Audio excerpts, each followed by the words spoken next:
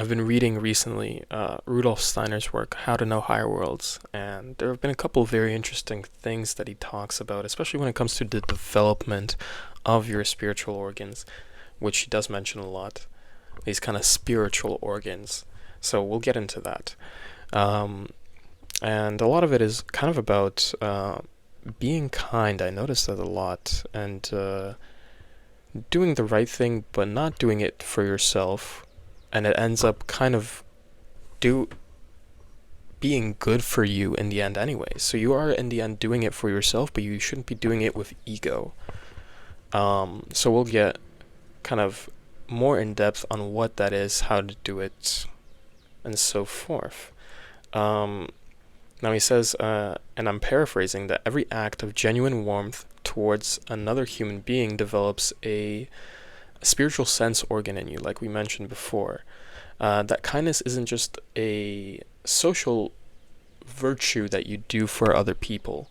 Uh, it's actually an act that can literally change what you are capable of perceiving because you are developing those spiritual organs through your own will, right? Because naturally for us, it's not natural to have this kind of kindness in modern day society, at least, right? Um, and so we're going to get into why this kindness matters spiritually to us, what it actually does to you, and how to practice it in a way that has a real inner effect, right? So, most people think of kindness as essentially like how would we say it, like a social lubricant. A lot of people fake their kindness. It feels like social lubricant when you're faking it, right? You're just kind of doing it because uh, you want things to go well, or it doesn't really seem authentic or real. Um, you're kind a lot of the time because you want people to like you. You're kind so the world goes, like we said, more smoothly, or because you're told to be that way, like your boss at work telling you to smile more or something like that. Now, unfortunately, that's a surface level way of being kind. And if you notice yourself being like that, I know I've noticed myself doing that a lot, especially in the field that I work in. Um, it's good to take a step back and think about why you're being kind or what you're doing it for. And Steiner had a completely different analysis of this. He actually says he observed that human beings have uh, like two cognitive orientations they can live in. One, which would be the main one that we use in society, being criticism and judgment. And how often do we see ourselves doing stuff like that, like criticizing and judging things, even though we ourselves are not much better than it, right? So let's write this one down. So let's say criticism and judgment. This is roughly how we, this is our perception of the world, basically. Default perception is criticism and judgment. I'm just kind of putting this up so we have something to look at and keep in mind while watching this.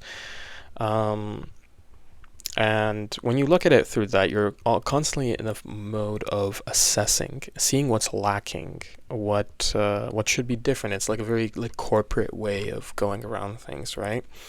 So even though you as a person have a lot of faults, right? Um, you're not necessarily thinking about yourself, which we'll say self is here, right? You're criticizing and judging the, let's say, society that you live in, or other people in that society. Not that you should be necessarily judging yourself all the time. However, it's not necessarily about judgment, it's more about self-reflection and perception, the way you see yourself and the way you see society, right? So, you noted that we trained to critique and to analyze and to find fault in things. And for the outer world, for science, for engineering, or for building things, that is actually very valuable because we are constantly finding that missing piece that we need to make something better. But not all things need to be made better. We just want to make them better as we are perfectionists in a lot of ways. But we also don't know what's the best for ourselves in a lot of cases. So how could we make things only better? Through criticism and judgment. And that is, I think, kind of his point, that things are already good in a sense. Now, every feeling of true devotion, of genuine reverence, produces an inner force that sooner or later leads to knowledge. And that is a quote directly from How to Know Higher Worlds. Now we could think about that. Every feeling of true devotion. So what he's saying is you need to develop this genuine feeling within yourself. It can't be superficial. And those genuine feelings will lead to producing stronger inner forces, or inner like the perceptual spiritual organs within us that he talks about, which leads to higher knowledge, right? So directly we have to remember that these, let's call them spiritual organs. Let's say there's a cloud. I think there was a cloud somewhere here, right? There's a cloud right above it. This cloud is blocking us from seeing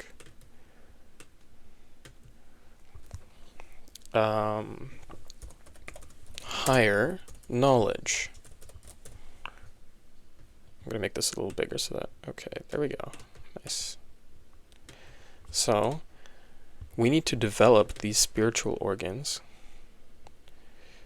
and move them past the cloud and kind of intertwine them. The more we get into this zone of higher knowledge, the more our spiritual organs are activated. But this cloud kind of blocks us from being able to use these spiritual organs, because the spiritual organs are actually hidden for a lot of us. We don't actually see them. So we need to kind of slowly develop them.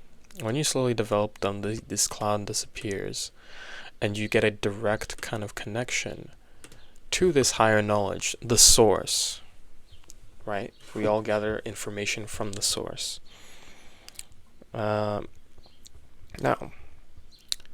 so what is he really prescribing here? He gives us some specific exercises, which we will go through later. But whenever a critical or dismissive thought about another person arises, and he's realistic about this, he knows they will arise as they, we're only human, so we can't just snap our fingers and this will stop. The student should not suppress this, because suppression doesn't actually deal with anything. By merely suppressing, you're pushing it away. We all know this. Suppression doesn't work, and it isn't the point of it. Instead, you need to acknowledge the critical thought that we have, and then deliberately search for one genuine quality in that person. And this works best on people that sometimes you have a little bit of conflict with. To see the good in people is what you're basically training. You want to see something real in them. You can't just make something up, but something that maybe you've been avoiding from them, because sometimes we find ourselves creating these bad people within our own head when really they haven't been bad to us at all. It has to be real, and if you manufacture some fake positivity, it's just not going to work. But if you actually find something true and good in that person, even if it's small, you hold on to it for that moment. You really feel it. You try to bring out as much emotion from that thing that you see as you can. And now this is where it gets interesting, because this sounds simple, but when you actually try it, it isn't. And the reason it isn't is that finding genuine good in others, especially when you don't like them, you're inclined to really, like we said, dismiss. To dismiss and requires you to actually look at them more carefully, because when you how do I say this? You're often kind of like what we mentioned at the beginning, or a lot of people are background characters, right? You only really have so many people that are close to you. Everyone else kind of, you forget about them. Your brain filters them out, but no one is really a background character. So by them being a background character, you're basically dismissing them, and you're using that first kind of impression you get of them as a form of criticism and judgment of them, right? Now, it requires you to see past your projection, your habit, your quick categorization, and the act of looking more carefully at another human being is in itself something you do to develop your spiritual organs. Right. I don't know if anyone's read. I'm sure people have. I mean, Dostoevsky's so popular, but Father Zosima says, and I quote, "Above all, don't lie to yourself. The man who lies to himself and listens to his own lie comes to a point that he cannot distinguish the truth within him or around him, and so loses all respect for himself and for others, and having no respect, he ceases to love." And we'll get into why love is so important after that, but that is a direct quote from Brothers Karamazov. Very good book. The lie Zosima is pointing to is the lie of basically our quick judgments. And on top of those quick judgments, the importance of being true of yourself cannot go unstated. The more you lie, every single bad act has an effect on these spiritual organs as you develop. So, if you're not true to yourself, you're harming yourself the most. It is truly, truly a damaging act. Now, let's bring in some science into what is talked about. Now, I'm going to be reading off of some websites that I found. And neuroscience specifically has a fairly well-established existence of something called mirror neurons, cells in the brain that fire both when you perform an action and when you observe something else performing it.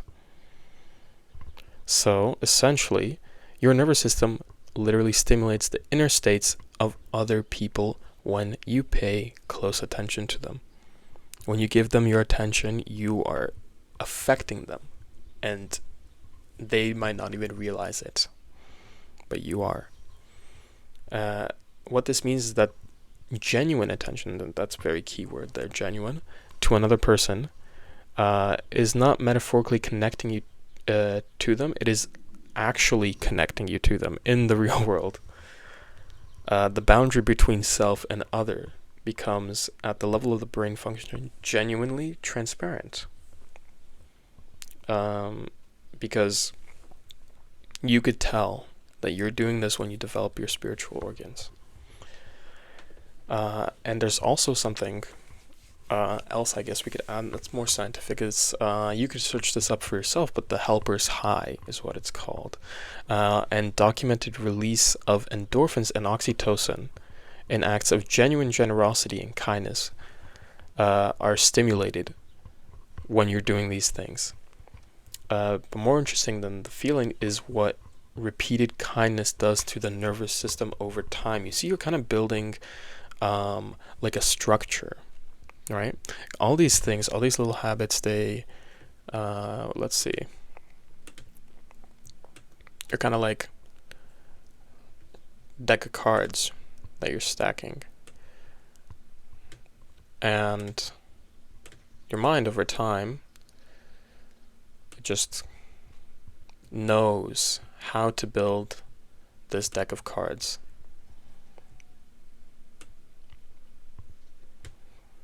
It knows exactly what to do. You're building a structure, and each of these lines is like another piece that's doing it. Once it gets into the habit of building this structure, you could keep going, but I think you guys get the point. You eventually just go into a flow state of doing the right thing. And you're not going to place, a lot of the time when we're trying to do something, we place like a stick here. But if you place a stick here, it's going to fall. It's not a good place to place it. You're going to want to place the next one, like, for example, you're going to need to place 2 at the same time or something like that. But you'll know what to do. And that's what this is creating. It's creating a structure within your mind that helps you guide your further development and your access to higher knowledge. Now, there is, I guess, like you could see, pointed out in other books, we could grab from Marcus Aurelius in Meditations. He says, and I quote, "When you wake up in the morning, tell yourself, the people I deal with today will be meddling, ungrateful, arrogant, dishonest, jealous, and surly. They are this way because they cannot tell good from evil. But I have seen the beauty of good and the ugliness of evil, and have recognized that the wrongdoer has nature related to my own. We are made for cooperation." And really you could tell that he has dealt with a lot of people who are evil or generally a little hard or difficult to deal with. I mean, he was emperor, a very lonely emperor. And yet he chose to remain optimistic and chose to do what was good every day because he knew the beauty of it. He understood these key principles, even if he did not know exactly what we know today, the neuroscience of it, or even the esoteric texts. He knew just out of being tapped in to the higher knowledge. That's what he was. He was being tapped in to the higher knowledge because he has developed his spiritual organs by himself, by just being a good person. And the practice is, like we said before, not for the other person's benefit, not for the other people that he was doing it for. He was doing it for them, but he was also doing it for himself. Because at the end of the day, he was tapped into this higher knowledge. And that's the way you have to look at it. At the end of the day, you are doing this for yourself. Now, we could get into some spiritual mechanics of how this works. First, I'm going to describe, not sure if people are familiar, but we're going to go over the bodies. So, the brown is going to be the physical body, which is basically kind of like our, just pretty self-explanatory, the physical body. Our hands, feet, skin, everything is the physical body. The etheric body is the fluid body. Motion, emotion type of body, which holds all of these kind of fluid systems in our body. And the green is the astral plane or the astral body. And the astral body is a more spiritual body that we once had developed a lot more than we'd have now, according to Steiner.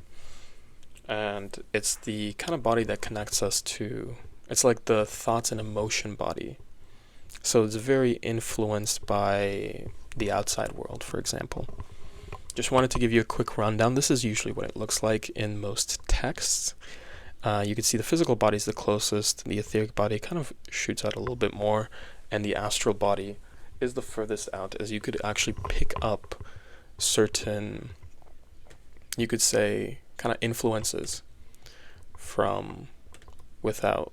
Like, they could kind of come and just influence the astral body. And when they do, they kind of mess up that thinking, feeling. It's why thinking and feeling is the most kind of influenced state of mind. No one's going to influence your body as much as your thoughts. Now, here's where Steiner kind of goes off, because he's a little bit more spiritual.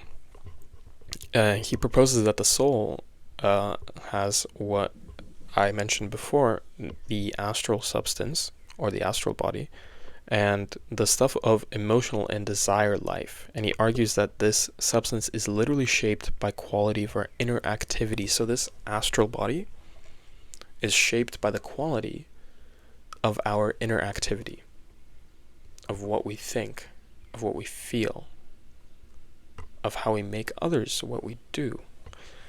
Every habitual emotional orientation towards resentment or towards warmth or towards envy or joy doesn't produce a feeling. It produces, like we mentioned before, a structure.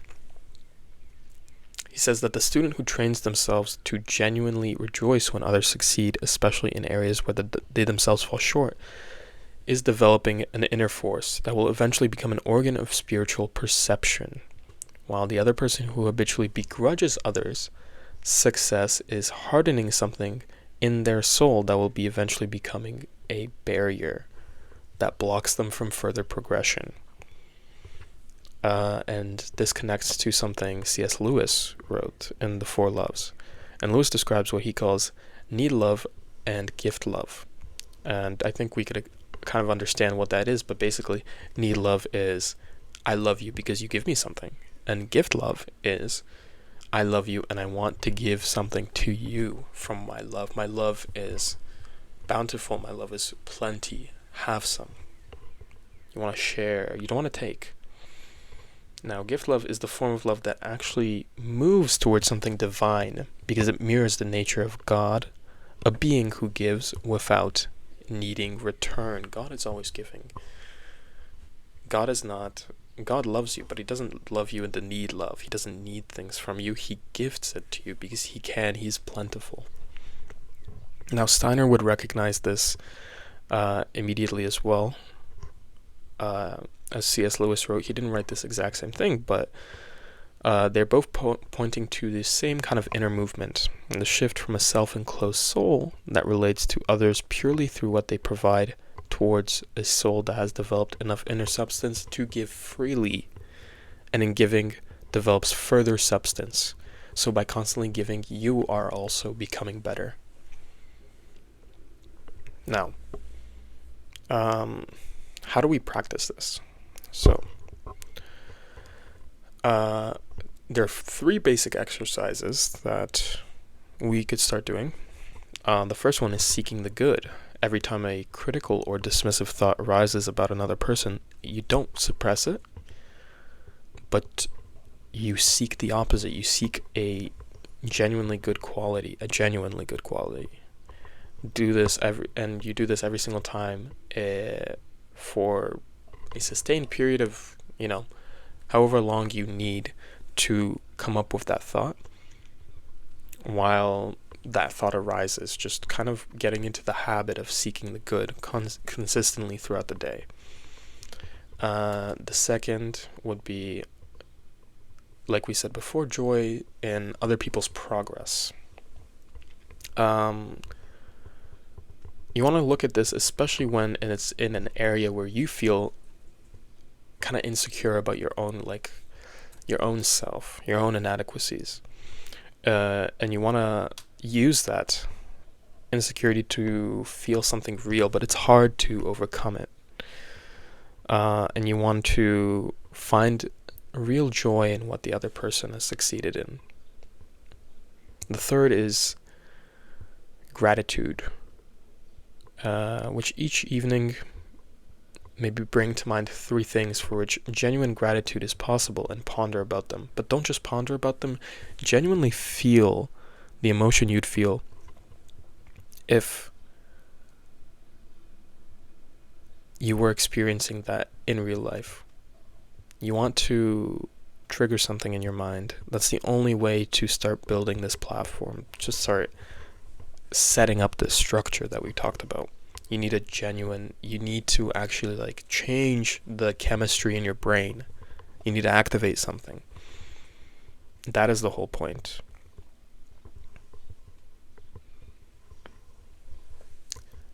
Now, after going over all those 3, I don't think there's much else left to say. I'll leave off with a quote. The most precious gift we can offer anyone is our attention. When mindfulness embraces those we love, they will bloom like flowers.